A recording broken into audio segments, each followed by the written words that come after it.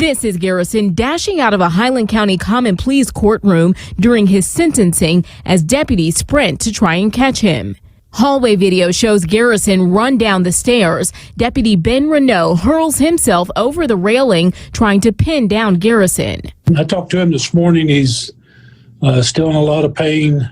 He had some fractured ribs and a concussion, a mild concussion, I guess, and I think he said he broke 4 ribs. Deputy Renault has since been released from the hospital and is resting at home. Sheriff Donnie Barrera says they have word Garrison has since shaved his hair and has most likely changed his clothes. At the time of his escape through the court, he had bright dyed blue hair. Before his escape, Garrison is seen wearing black jeans, a blue shirt, and Nike tennis shoes. He's 6 feet, 180 pounds, has hazel eyes, and several tattoos.